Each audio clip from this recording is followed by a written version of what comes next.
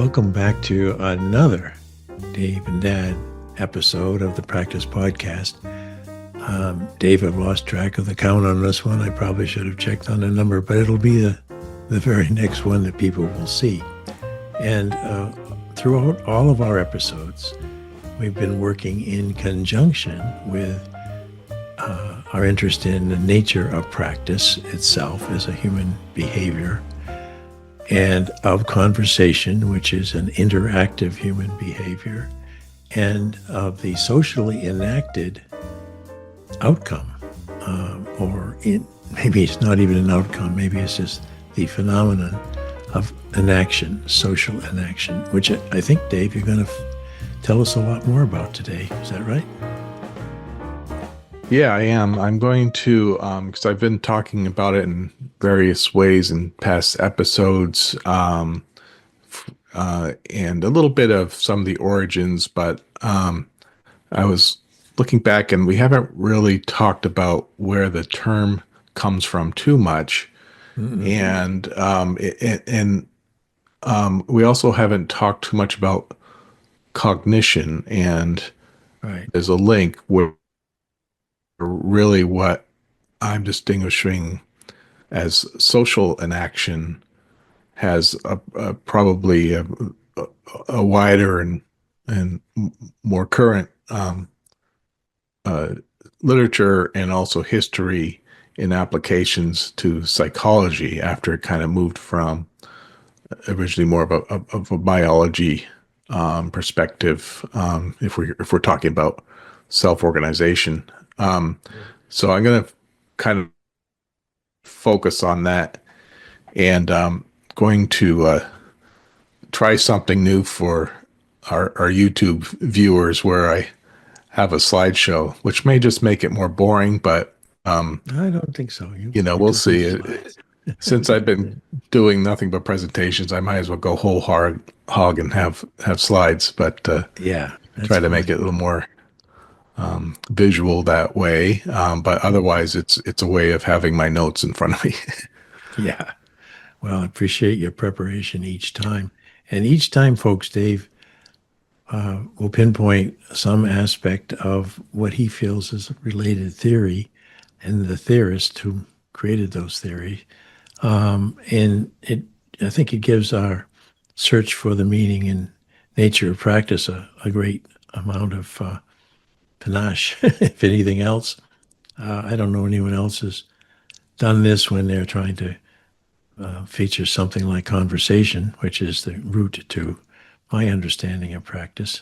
So yeah, let's go academic in the best sense of the word, since both of us are academicians, and take us through it, Dave. Okay.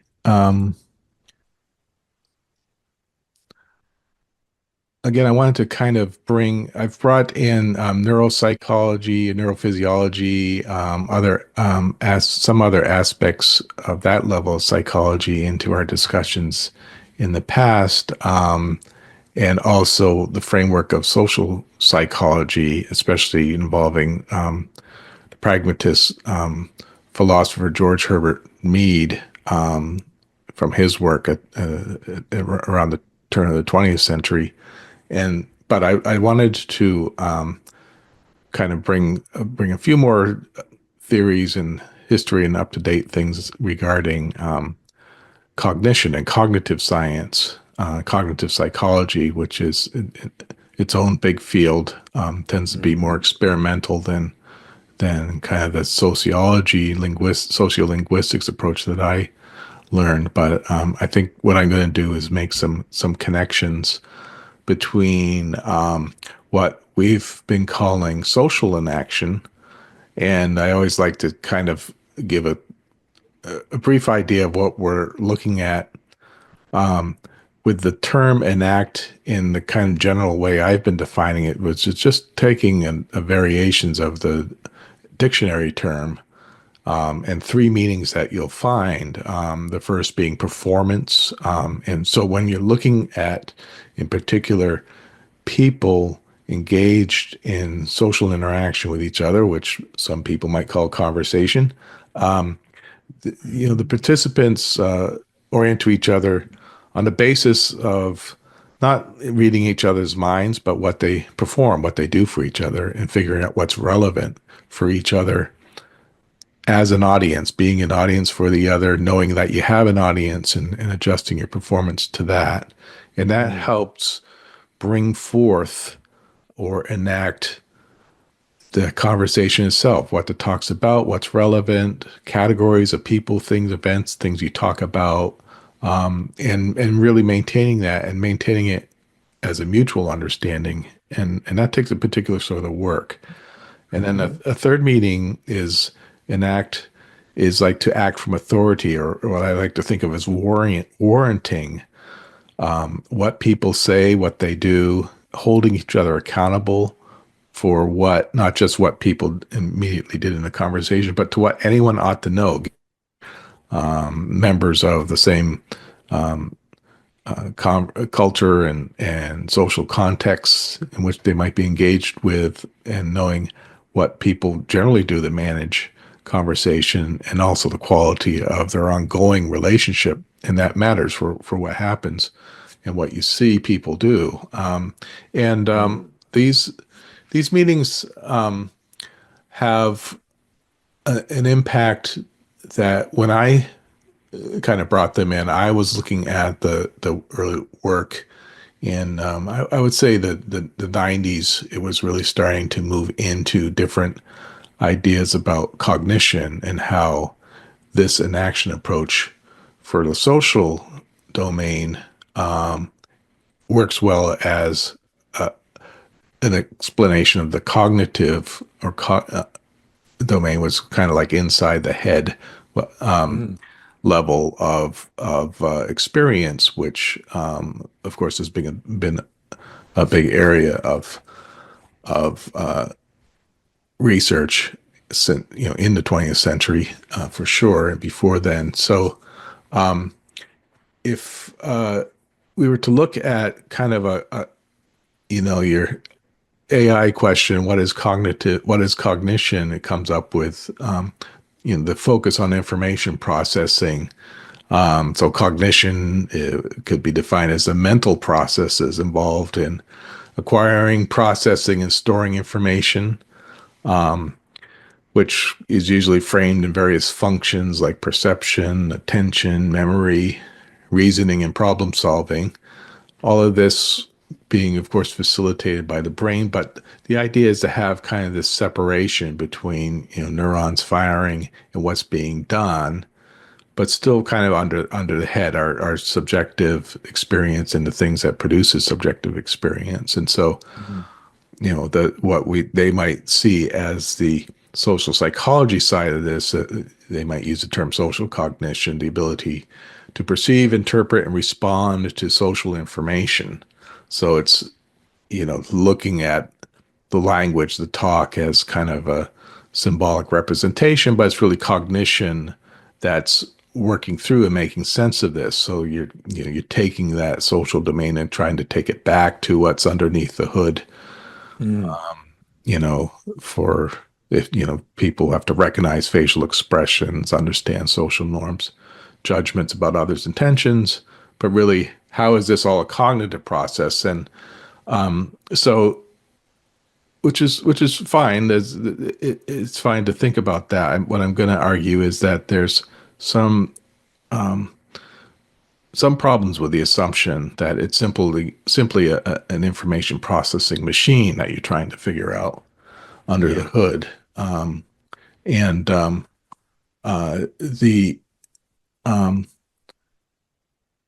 A lot of the I think early ideas, but also a bit of the divergence in cognitive psychology in particular, was stemming from the American pragmatism, especially in the U.S., obviously around the late 1800s to the turn of the century, which had ideas that really did inform a lot of the roots of cognitive science, but then kind of diverged at various points, especially getting into kind of the behaviorism model of psychology and cognition, and off and into early computer models where Hmm. there's a bit of a divergence from philosophy, but pragmatism. But I think a lot of the pragmatism roots. I'm sorry, some of for those who are seeing these slides, you can see is they were slapped together, but there'd be a couple Oh, no. things that are odd. But I did want to, I've talked a lot about American pragmatism, haven't really gone into this history, so I just kind of grabbed a couple of the principles and some of the early practitioners where as a philosophy, it was kind of focusing on what this podcast has been calling practice. Practice in a sense is the practical and a way of framing truth, not Yeah, as absolute, but what people do. that's Not right. a fixed quality, but rather something that involves based Mhm. largely on the usefulness and practical applications in real world situations. Because this That's was what right. how you see people really orienting their actions. Yeah. Sense making terms like that you hear a lot Hmm. these days. Um, so, the pragmatism had to focus on both experience, kind of the phenomenology of experience as something to pay attention to, but also experimentation, the idea that Hmm. as scientists, we might experiment and try to understand what people do, but people themselves are experimenters. We generate hypotheses. We gain knowledge by prediction and continuous inquiry, testing what's real and adjusting our behavior on that behalf. So it's Yeah. not just abstract reason like a bunch of math problems. It's really being in the world and trying to figure it out. Yeah. So this gives kind of an anti-absolutism stance to pragmatism and Hmm. not really going right for universal principles, which is a real revolution from 19th and 18th century Mm. philosophy, not to be looking for absolutes, but trying to build a philosophy out of what people really do, or even other animals or the rest of the natural world, Hmm. where there's much more of a knowledge is something that's flexible, context dependent, and built up.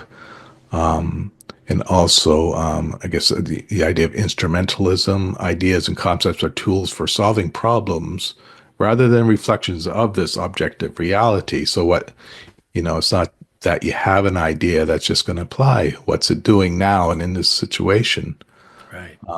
And at the time, this was thinkers like John Dewey, William James, some of the other kind of first generation. Um, uh, uh, uh, Peirce is also Charles Peirce. Charles Yeah. Peirce is one of the early pragmatists.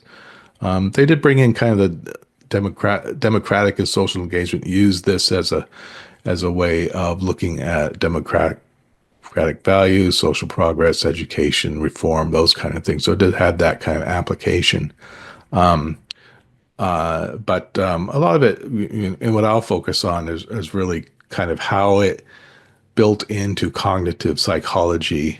And William James being kind of the father of one of the fathers of psychology, is cognitive, certainly one of the founders of cognitive psychology, especially initially, which is again not looking for these kind of rational patterns, but how drawing on evolution theory and other discoveries of the mid late 1800s. What does this mean for behavior and subjective understanding? So it kind of had this functionalism idea of adapting to an environment, Hmm. and also looking at taking seriously the phenomenology of cognition as we experience it. We experience kind of a stream of consciousness, talking to ourselves, but also having perceptions kind of coming in. So early on, an alternative to this stimulus and response machine idea, where really you're just looking at behaviors and you're assuming that there's a black box underneath that's making the connections and not worrying about the connections. That kind of right away started diverging from what James was trying to do, which was something more integrated in what I'll talk about George Herbert Mead carrying on. And William James also brought in emotions, which also kind of disappeared a bit for a lot of cognitive psychology well into the 20th century, where looking at how emotions really might fit the physiology of emotions mattering for perception and as well as emotional interpretations and other actions. So, William James, there's certainly much more to be said from him. I spent less time really looking at his and Peirce and the other early pragmatists as I did with George Herbert Mead, who I've done a couple. We've done a couple podcasts before. He almost always ends up showing up as in our talks, and I think we could regard him as a second generation. He was kind of a student and contemporary of James. He wasn't directly a student of James, but spent some time with him and John Dewey. But became did his own work, mostly at the University of Chicago, where he taught up to his death in, I think, around 1931. And we talked lots and lots about that. But, a lot of the concepts that carried on in what we're calling this enactivist or enaction point of view for cognition are, you can really trace to Mead. Whether they were reinvented later on or actually cited Mead, they tended not to. But I think Mead had it. He had the idea of meaning. Like, what is meaning? Is it a program? He defined it as tendency to act. Really, this predictive aspect of incorporating into experiential learning. I mean, that's predictive processing, predictive nature of meaning is now very, very in vogue, even in neurophysiology. Looking at the act as hypothesis testing, and looking at how it's a sequential process, and it's not just simple sensory motor sequences, but something that could involve this back and forth building of an act out of that includes emotions and includes kind of top-down, bottom-up interaction, in elaborate, detailed ideas of self as both the process of the self, and the object that's experienced, which we've talked elsewhere as the I, the experiential, subjective process of self, and the me, who we talk about, who we are in relation to others, on the basis especially of having the capacity to have language in the particular way humans do. Even being able to hear the sound of one's voice becomes evolved into something where the vocal gesture becomes its own domain of a social organization. So you can have the social object, the social act, all of it, though, approached as a process rather than just as a kind of a storage or holder of information. So, there's a lot of roots here.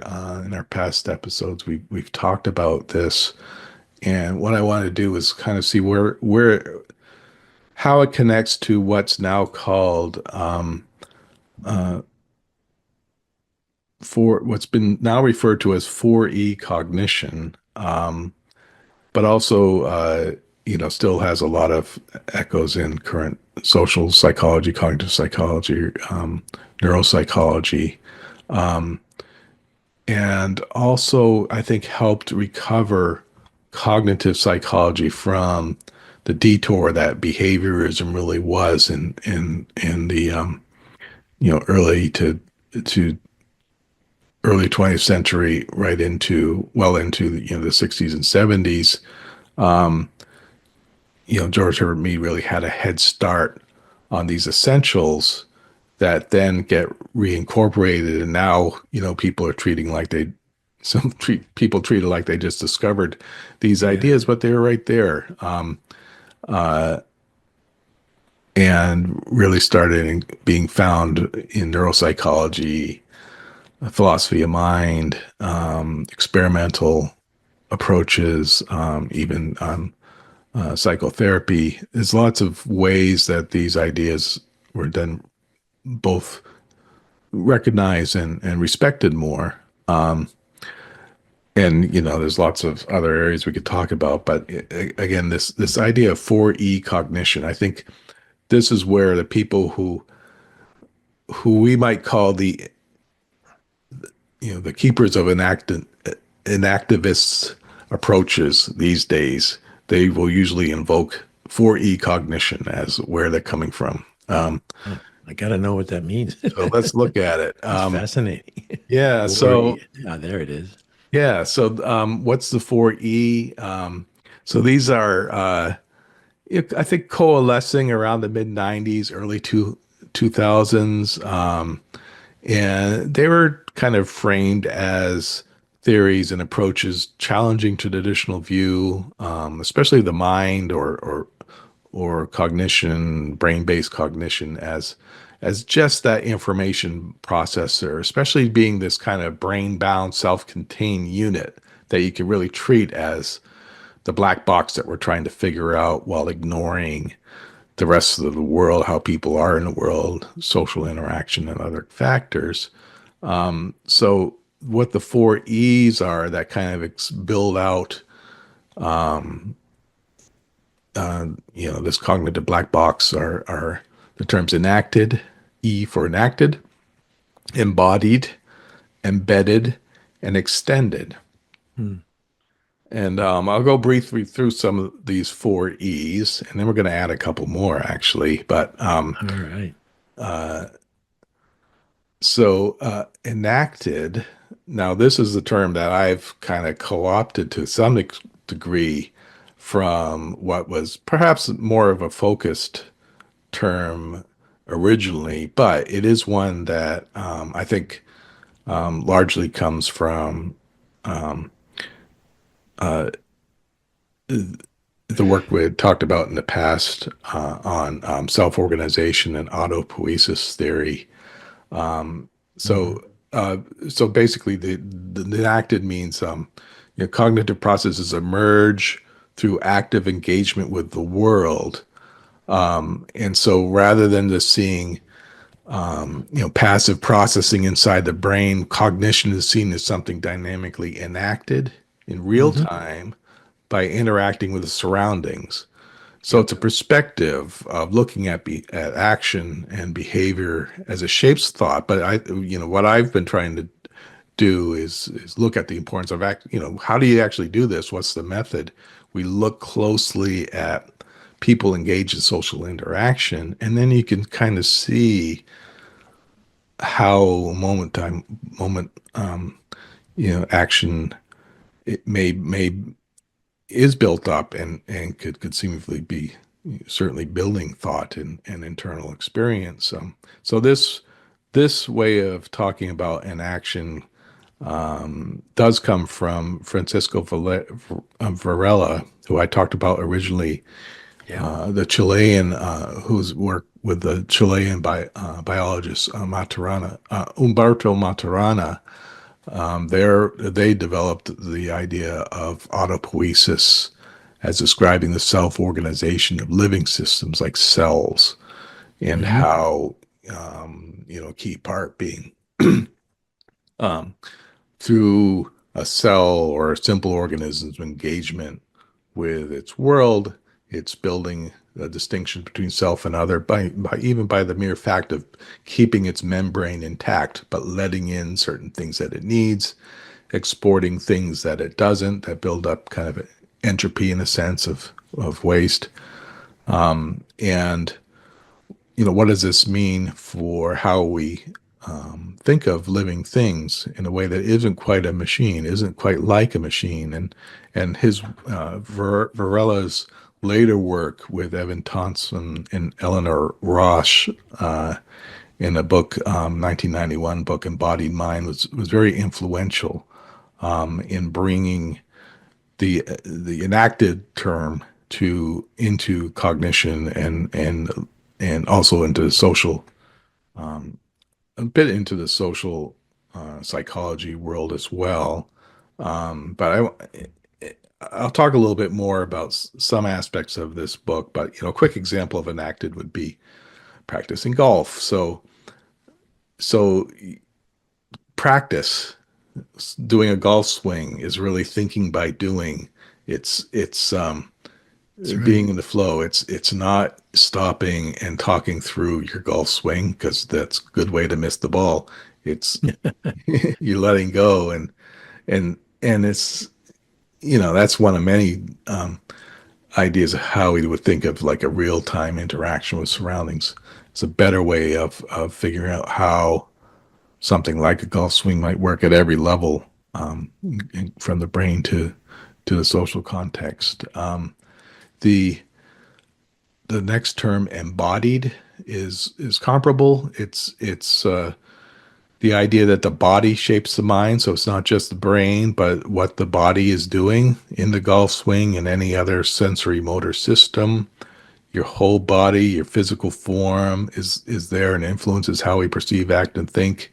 They get more and more ideas about this, like the bacteria in our guts may matter for how we think, but more directly, kind of the phenomenology of bodily experience can help things like spatial reasoning or even abstract thought, that could be used as metaphors. So we have a lot of words, and this is the work of George Lakoff and Mark Johnson talked, I think, a lot about this in like some of their books, the metaphors we live by. The gesture used in talk at first is kind of adopted from gestures that might be used from animals, but eventually become part of talk, and also part of spatial reasoning. Like we move our hands away from each other to be symbolic of, smaller or wider, becoming smaller to wider. But this actually becomes a reasoning that might be used in the etymology of words, like expansive or other metaphors. Taking the sensory motor way of phrasing the world and turning it into how we think abstractly. So, building from gestures, and it's also a way of thinking of another E, embedded, cognition, not occurring in isolation, but in constant interaction with a rich and structured environment. I've used the term domain to give the sense of an environment built up for the immediate context and relevance of where it's occurring. So, and there's going to be lots of contexts that are being in which you're embedded, in which will be enacted through the actions. So, the social, the cultural, and the physical. Again, all of these kind of feeding into the cognitive process, which can be thought of as both, kind of subjective experience and also what underlies subjective experience, the things that we couldn't directly experience but have to be happening. And so you could sort of add in the embedded nature of like a gesture to look at how people might scaffold their talk into aspects of problem solving or decision making, kind of using the gesture. Certainly showing emotions in one's face matters, and in other ways of like looking together at certain things in one's room, or looking together at a metaphorical portrayal of shape or distance or other physical features, all of which become important for how one does decision making. There's lots of good research on looking at the subtle ways people do this. But Sean Gallagher is one of the authors that I think could be credited with doing some interesting work on sort of this embedded nature. He has a 2006 book, How the Body Shapes the Mind. So that's embedded, and then the fourth one is extended. Yeah. And the extended cognition is an interesting idea. It, one of its early introductions was by David Chalmers and Andy Clark, and I think Andy Clark has extended this the most. Their 1998 book, The Extended Mind, where they're looking at how going beyond the biological body into the tools and artifacts and interactions we have with physical things in the real world, especially things manufactured by humans for a purpose, are can perhaps be thought of as literal extensions of the mind, in a real interactive sense. Like yourself, your smartphone, it isn't in itself alive or biological, but the way we built it to interact with really is an extension of cognition. Or even like having a phone and then being able to do a search. Yeah. Your brain doesn't even say, "Oh, what's the name of that restaurant?" It just goes into a sequence of get the phone, Google it.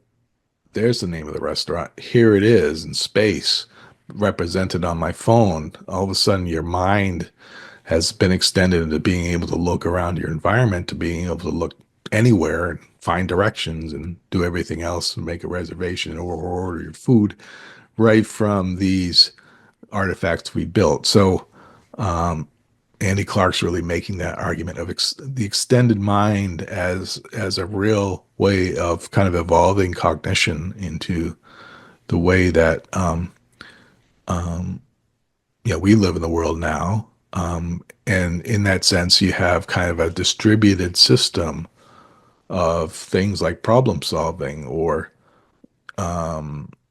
memory or decision making. It's not just like the sum aggregate of the people involved, but something that's really inherently dialogical, really involving people being able to use something like a meme on social media, Mm-hmm. in the sense that meme becomes its own evolving reference that influences lots and lots of people. And so that to understand the way people are influenced, you kind of have to include that social media meme as part of your explanation. So that's 4E.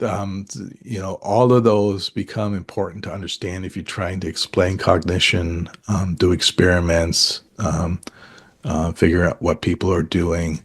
And I'll pause for questions. What we're going to do next is take the 4Es into my enacted social action example that I bring in for every. I recognize those people that you just put on an instant. Yeah. So I'll keep going. I could see this is getting long, so No, well, it's going all it's a, right. I mean, it's a presentation. All right. something So people should listen to yeah, if they and want I thought I'd just make an exercise, as I like to do, is to say, okay, here's some neat ideas. Let's see if we can find them in real conversation. And so this is the one I use over and over, because it just I guess if someone were going back over all of our YouTube playlists, they'll get to learn more and more about what you can do with a simple interaction where this is people sitting around at lunch at a little at their little consulting firm, and also having their weekly standing meeting and putting together the agenda. And I'll just play it. Let's see. Hopefully I've set this up so that the audio will to. come Oh, yeah. over. Let's find out the hard way. So, anything you guys want to add, or? Backup tapes in the microwave. Backup tapes and the microwave. Okay. I'm gonna put it up there so you don't forget. So I won't keep playing it. I'll just kind of go through the sections and read them. Basically, in the room, there's for people listening, there's an old newsprint page on an easel instead of a screen because this is back in 1995. So they wrote their agenda on an easel that everyone could see, and this was about adding some new items to it. And so can we turn this into these 4E definitions, cognition extending into the social domain? So, in a sense, we could look at something like the meeting agenda. How is it being enacted? It's not just inside their heads. It's not an abstract concept, but it's something that they're building in real-time interaction for each other, and making it relevant to how this little exchange happens. So when Laura, who's facilitating the meeting, says, "So anything you guys want to add?" and Natalie says, "Backup tapes in a microwave." Neither of them said the word agenda, but it's clearly they've oriented towards being about the agenda. So in a sense, that has been enacted into the scene, the agenda, and what they're doing is it's about that and not something else.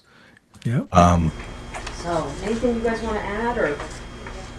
Backup tapes in the microwave. Okay, so so this is also sort of an embodied, not inside the brain. It's emerging into the interplay between their bodies and their experience of the world. So the agenda has this place on a newsprint stand. It's seeable. People have to kind of look at it, index it by gesture. At that moment, they don't necessarily. They can kind of glance at it. Some people in the room can't even see the agenda, but they know it's there. And so it's both available, indexing by gesture, but also symbolically there by implicature. But it's definitely part of the experience of their world. It's also something that's embedded.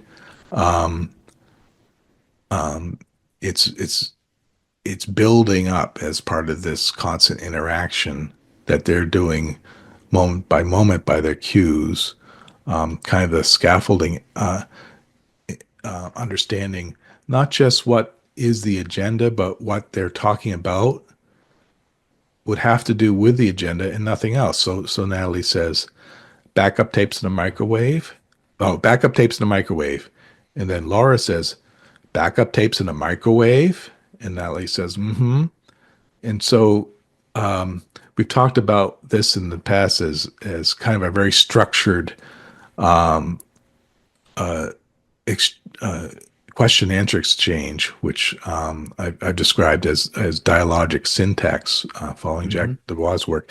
So the dialogic syntax means they're keeping that Laura's keeping the very same words, and the only difference is using a question tone. Yeah, just to confirm that that's what she. Well, it could do a lot of things. It could matter. So it is like, do I understand? What do you mean backup tapes in microwave? What's the context? The context, they're it's in Laura's cognition what the context could be, but it's up to Natalie to show what is recognized and what's understood.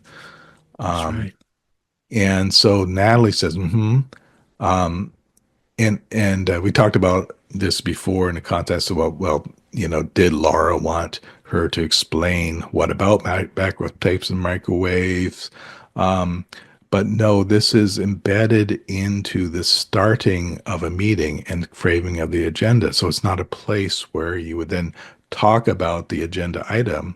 No. The understanding that's embedded in it is we're going to talk about this later. And so they could work with that and make that happen for this interaction.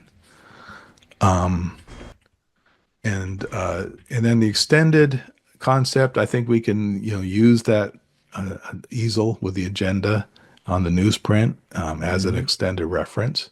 Yeah. Laura says, "Are you going to put it up there so we don't forget?" She's like, there. She's externalized the shared cognitive storage of of these two items so that they can refer to them later. And we our human constructed world is based on this. So you can see it's very easy to kind of stick these ideas into real social analysis of social organization. But what I've been arguing is that researchers in sociolinguistics, I think that I haven't found many who have applied this idea of 4E cognition into social analysis of social conversation or other linguistic things. I haven't really seen it done well. And what you can see is that you can easily take social interaction and find all those features in it Yeah. that then maybe become a better explanation of cognition. And Yeah. I'll say a little bit more about that. But I did want to mention I have I think 2 episodes ago we did an episode on John Vervaeke Yeah. I remember very and well. his idea of relevance realization. And I should have put a link here. But he did on one of his interviews, he talked about the 4E cognition. He added 2 more. He added 2 more E's: emotional and exactive. And just briefly, I think that they're good additions because cognition is laden with emotions, with affect. We care about certain information relationships, and I often frame it as for social interaction being accountable, and that there are particular emotions in the family of shame and shame and embarrassment on the negative side, and pride and solidarity on a positive side, being real factors in cognition and perception and framing our behaviors that are underappreciated. And then the other term, exactive, he's referring to an interesting thing that how it is that the brain and body parts have evolved for this purpose of speech, of social interaction. That once, George Herbert Mead, had the idea of animals using their vocal gestures and then hearing them, and then this helped evolve into speech. So this is an exactive process where once this works better for surviving in the world, there was this super rapid evolution of the brain, of the mouth, vocal cords, and things like that, where where we became social, interactive animals, and then also exactive can kind of get the idea of this idea of indexing conceptual spaces into words and symbolic, like forging, becoming kind of a conceptual navigation, conceptual metaphor for other aspects of navigating the world. We talked a little bit about this with Ian McGilchrist's idea of the left and right hemispheres of the brain, but I won't get into that. I think these 2 terms basically there are 6 E's to cognition. So maybe I'll start calling them 6E cognition. Yeah, why not? Yeah. Because those make sense. Yeah. Yeah. So like the emotional aspect here in our example with Laura, she Backup tapes and the microwave. Okay. that little laugh She has a laugh. came at a position where I've kind of argued that it's a bit of an accountability issue. There's a slight possible context for embarrassment in aspects of the social relationship where laughter really fits in. Pointing out the various unusualness of saying backup tapes in a microwave in themselves. They sound kind of weird unless you were talking about them in the context of agenda. So she's just not explaining it, but leaves it in itself, and it's kind of a little bit of the accountability of not doing an account at that moment, and yet the other accountability of how one's not supposed to talk about meeting items at the beginning of a meeting, but wait till later. All these kind of are there, maybe in the emotional mix at this affect and cognitive level, where the laughter comes right in there, and it's very interesting in that sense. Even Natalie, the way she said it, sort of softly, and then went right back to eating is sort of, you know, I don't even know if this is appropriate for the agenda kind of thinking, maybe, but she puts it out there, and now Yeah. it gets work from there. So her emotions came in. And what's the exactive part of this, Dave? The exactive example I could think of, I think it's more in the subtleties, how things like eating, or eating is very, all animals eat. How is it done? If we really looked at it, how is her taking a bite done?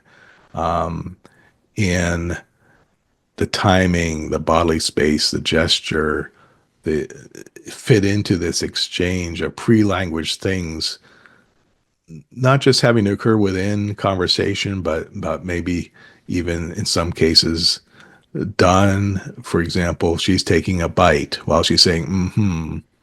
And so that's another account for not going into it then. She's got her mouth full. Yeah, And Natalie has her mouth full. yeah. So yeah, all these real subtleties you can really look into. Repurposing Yeah, for language. embedded, in that sense. So yeah, so they're very useful ideas. I think they're ways of expanding how we can talk about and Even the analyze person things. whose back is to the easel is looking down and eating Hmm. as Laura and Natalie have this exchange. That sort of suggests, in a behavioral way, that she's not listening, but she's listening, but she doesn't want to get into it. Yeah, She doesn't wants to leave it up to the other two. So you just keep your head down and let them talk about it. So all these tiny little actions yeah, among the interactions, I guess, now really justify that exactive aspect. yeah, It's yeah, wonderful. Yeah. yeah. So, so I know we've been going long, but I wanted to kind of take it from here into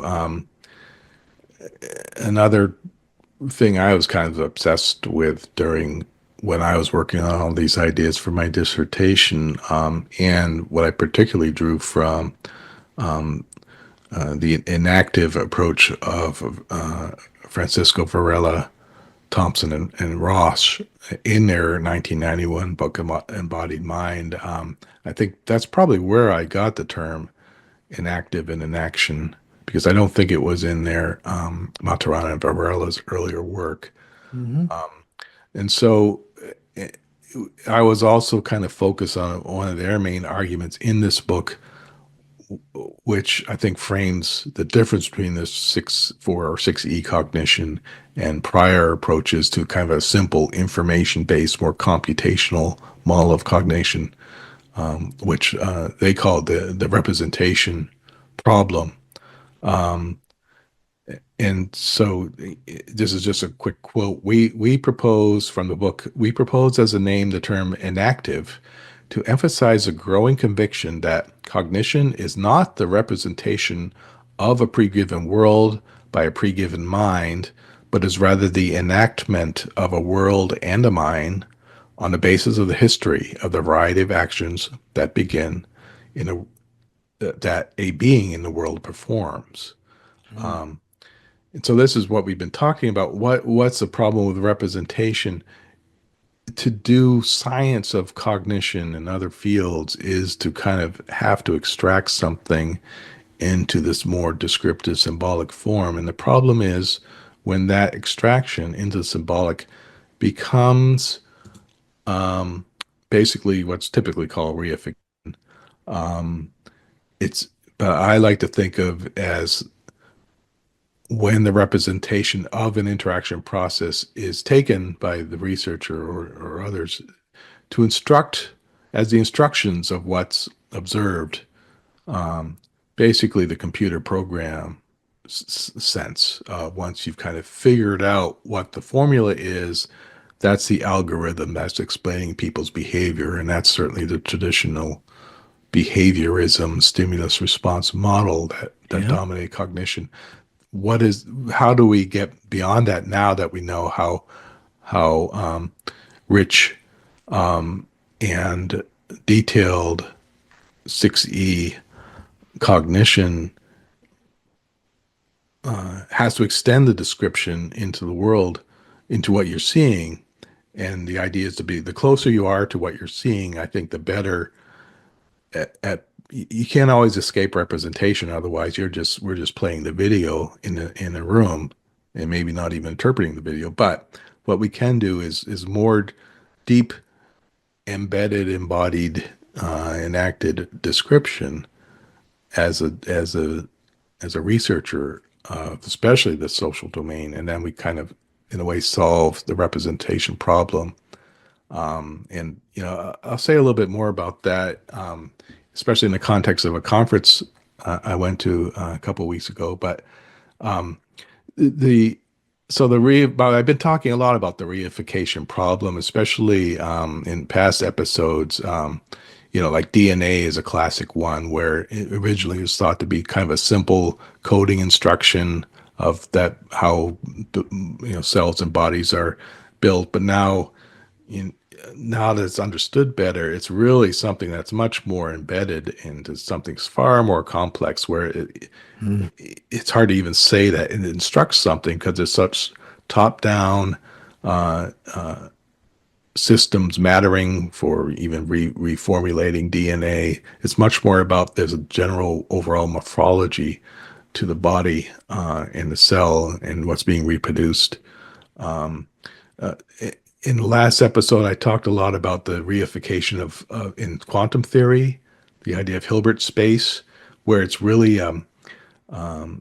so much of especially the popular and kind of strange aspects of quantum theory are very much artifacts of starting with math and then eventually trying to put it into the real world. But most of the people who are best at quantum theory are best at doing math and not of explaining kind of the real ontological world. So you get a lot of things that are just artifacts of the math, such as entanglement, or maybe even the particle wave ideas in quantum theory, which some of the newer ideas I talked about last time, put a question to that. And similarly, social organization, I think, is really where we've been focusing on this. How do we not treat that as reification? So in my dissertation, I talk a little bit. I'll just go into it briefly because it's kind of academic-y, but the idea of doing close analysis, especially of conversation where it works well, is to produce what I call admissible descriptions. What they become as you look closely at interaction, if our job is to figure out cognitive behavior, what we're doing by looking closely at those little exchanges is coming up with an admissible description of this kind of private brain-based cognitive or embodied activity. So it lets us do something like not just treat cognition as a storage of instructions underlying talk. In that earlier definition I gave, it was that sense that, it's really the cognition that matters. No, it's certainly honoring that interaction, but in a way, I've made the argument, and I think it comes from the conversation analysis tradition, that in a way, you don't have to worry about cognition. Cognition, in a way, doesn't matter for explaining social inaction in the way I framed it. You can have a pure description that's just kind of a little bit of elaboration of what the people do in that exchange and similar exchanges, and maybe talk about patterns such as term taking or conversational repair method, things like that. But if you wanted to then take it back into the cognitive and even neurophysiological realm, you could start with these as the admissible types of representation that maybe you can then account for more with some of the other findings in cognitive psychology, experimental approaches, or neurophysiology. So we look at this social domain as an emergent performance of private domain sensory motor activities, sensory motor emotion activities, and how people use their cognition to orient to the immediate relevance for interacting with others. And so you can kind of come up with more of a description that becomes this coupling of public and private domain resources. And that's how I like to think of the job of looking at talk as enacted social action. And I won't go into too much about this. You could start then looking at talk by three areas that can then be maybe taken back to cognition, like the topical, what is talk about, really looking at how references are designed for others, these conversational dynamics that are themselves quite emergent and organized. Really takes two people to maintain conversational turn taking. Otherwise, it's one person telling a story or two people interrupting each other. There's lots and lots of dynamics about that the field of conversation analysis has outlined. And then relational is something that hasn't been looked at enough. Looking at the quality of the social bond, the emotions, special social emotions like shame and embarrassment, and how there's a constant relational stance and maintenance of social bond happening. All of these three can be found in close analysis of social interaction. All of them matter really for understanding cognition and even physiology and biology to extent. Yeah. In earlier work, I kind of break down social inaction into more parts, which I won't go into, but basically you could start breaking it down into actions of recognition, projection being it's very predictive oriented, but also prediction with assessment, interpretations of each other's acts, and adjustment, repairs of troubles, and accountability extending into these broader contexts, warranting what people do with each other and the emotional context of that. So I think you can use the 6E cognition through it, starting from initial social inaction and taking it into other domains by looking at how people adjust to each other. The idea, if you're a researcher, is to think of admissible descriptions not as denoting internal mechanisms, internal representations, but connoting this kind of structural and coupling between private and social interface happening at that moment. And there's a big philosophy one discussion we can not get into, which would be, is there modeling going on in the brain? And you can argue different ways about that, but I think the point artificial is intelligence. looking closely. We could do a lot more with really looking closely at behavior. I'll close out just for fun in with a couple of slides that I think can look at maybe this isn't precisely 6E cognition going back into other areas of science, but I think the general idea, which I think we could kind of frame as philosophical pragmatism and aspects of it coming back into other areas of science. And in late May, I went to a conference. I was only able to go one day of a 3-day conference, but it was put on by Johns Hopkins University, their philosophy department. They have a particular department called natural philosophy, which looks at philosophy applied to different scientific and physical realms, such as quantum. Physics being one big focus. This was hosted by physicist Sean Carroll, who's has a popular podcast and a number of popular science books, but it is kind of a physicist with, I think, quantum physics focus, and Janine Ishmael, who's in the philosophy department at Johns Hopkins, but I think also does a lot of philosophy of physics and other topics. They brought together a real interesting group, and I'll just kind of grab a couple of the speakers and some of their ideas, how it applies to what we've been talking about.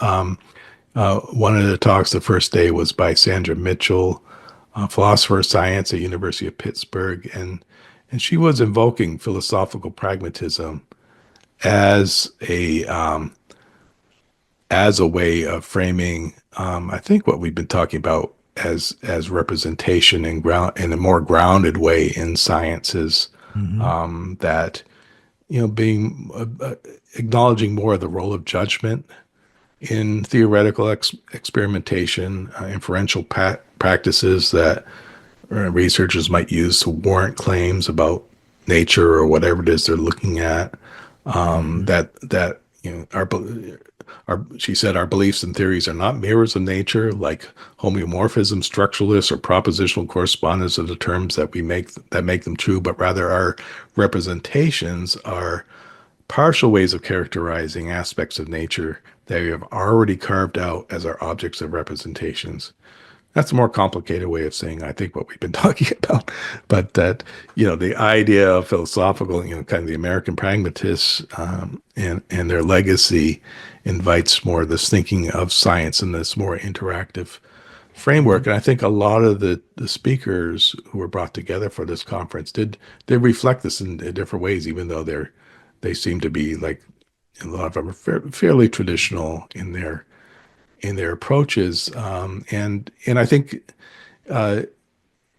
what I came away with was listening to those speakers was, when I was doing my dissertation, I was all gung ho on saying representation is evil, but it hurts science. But I think a more balanced sense of grounded representation is okay for science, and that theme was kind of coming up.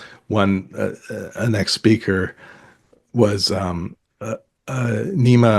Arkani Hamed, who is a theoretical physicist. Well, I think one of the top current physicists in the world right now. He's at Institute for Advanced Study at Princeton, and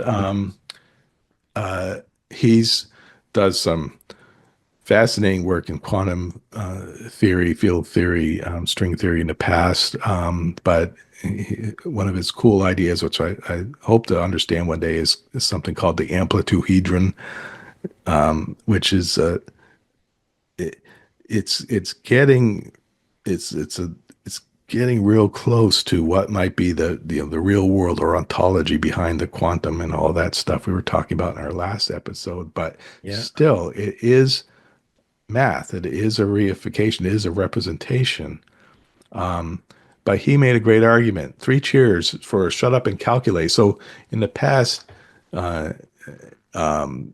students in quantum theory would start thinking about, what's this all mean? And their professors would say, shut up and calculate, because it's all in the math. And he's arguing that, okay, it's fine. It's great to have these kind of descriptive ideas about what's non-locality. You'll see them on YouTube, but what he likes is having the capacity to sit down and really turn it into real math.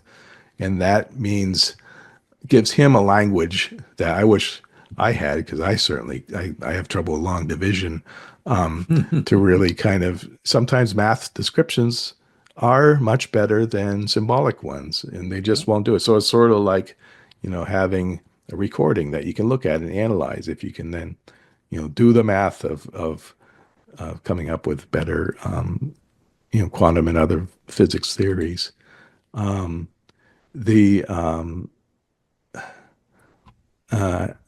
can't remember why I threw this in, but I think another base physical level that I like to talk about over and over is the Markov I know. blanket. I was wondering if you can And the idea bring that of back in this what's the time. real base of representation, I think it's right down at this level of the autopoietic system, or the system in which the internal child systems have a parent system that is a surface, and it's this parent surface that meets the world. And the children's interaction is there to keep that parent going, but is in some ways irrelevant to how the parent meets the rest of the world, which is as an abstract representation, even if it's one cell in its environment or multi cells. Markov blankets and Markov blankets. You start modeling the world, and blankets within blankets within blankets. You get levels of modeling of the world. We can question whether it's models is the best word, but I think the Markov blanket shows how what we're talking about for social interaction goes way back, even to perhaps the very origins of life. And there was a couple real interesting examples of super simple cognition. Nick Lane is a biochemist at University of College London, and he was looking at the origins of life, perhaps as soon as these very basic living systems were able to consume energy in a particular way, which is called the Krebs cycle, converting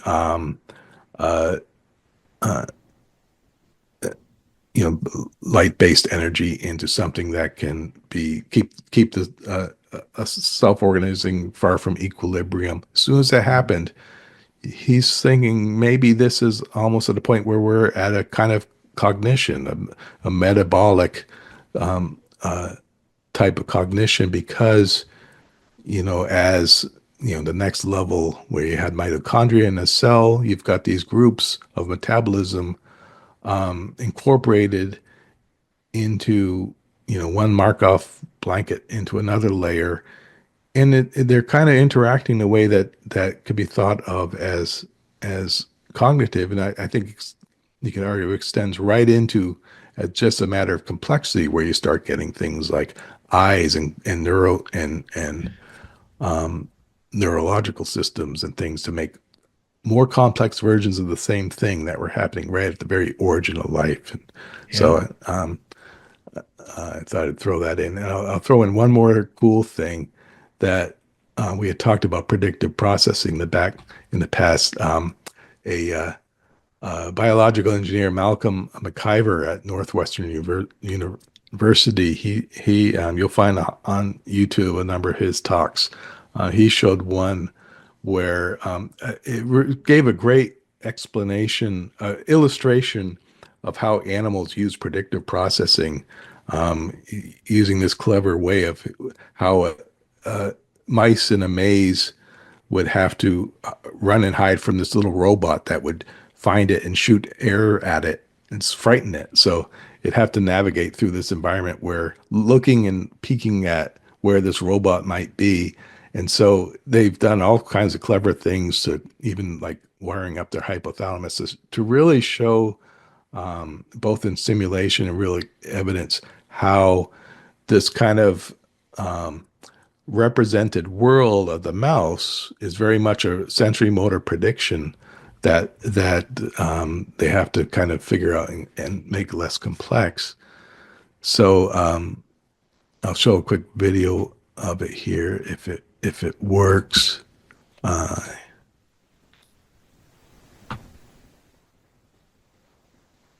course, now it's not working. Oh no. You got an arrow up there. You see up Basically, above? it had a neat model of how they could kind of frame where the mouse is looking and how predicting where the robot would be, and kind of collapsing into the reality when it actually sees the robot. So Oh, phooey. anyway, I think that's more than enough for now, but That's a real the idea of bringing feast those of in ideas. is that I think as these really cool areas of science get more and more into clever ways of looking at cognition and physics and other aspects of the world, you can see this sense of the representation moving away from that simple models and assumptions and mechanisms of the world, and something that's much more closer to the 6E cognition and an active approach that we've been talking about, looking at practice, looking at how representations can be admissible, but to the extent that they can be demonstrated as practice behaviors, things that can be illustrated, and that these enactive principles illuminate better the social, cognitive, and physical domains, and that this really goes right back to American pragmatism philosophy as a real method of science and not just a philosophy. Yeah. And so Wow. that's what we had to say. Well, it was on that last slide, Dave, where I read it as sort of the marriage of theory and practice, the interplay of theory and practice, but that practice cannot be separated and represented as something very different than the theories that people have, or the philosophies, or any other explanations of phenomenon. You have to get very close in, like you did in your research. Then you're going to see the interplay. And when you showed us on the segment of the meeting, the 6 E's, you could see, okay, that's happening. That's one E. That's happening. That's another E.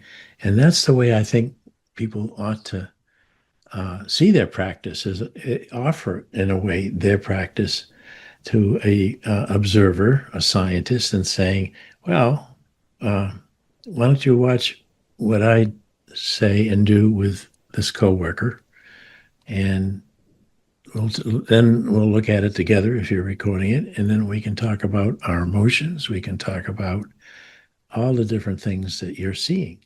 That would end up, my sense of it, with a much better bond between the scientist observer and the participant. And Peter said very clearly in several of his conjectures that you really can't look at practice the same way as you would slicing something and putting it on a slide and saying, okay, that's what the phenomenon is, that you have to be in it, flowing with it, to and participate to its embodiment in order to really understand. Yeah, but then Peter Vail was practice.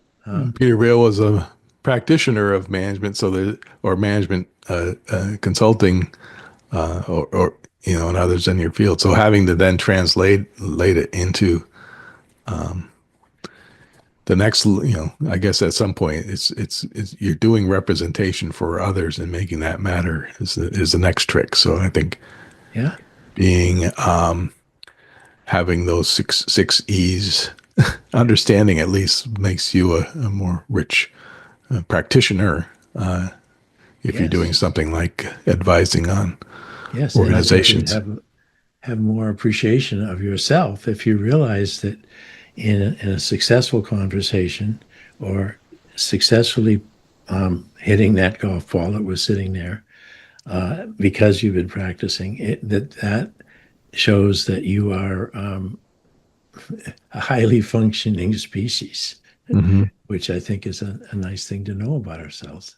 Anyway, this is an experiment in our inaction of having Dave. Really, he has the slides when he's had other conversations, but this time we recorded them so that you can see them as he's speaking, and I think it's going to be a very effective in catching up another moment of the process of our understanding practice, conversation, and how they're socially enacted. But maybe next time I won't do a presentation for a change, and we'll have an actual conversation. Yeah, a little Q&A. That might be good too. We should be the proof of our own pudding, shouldn't we? If we think conversation is reveals things that otherwise we or no one else would know. Yeah. So let's look forward to that. And thank you again for your preparation and for your very clear understanding that you're sharing with us. Great. Next time. Next time.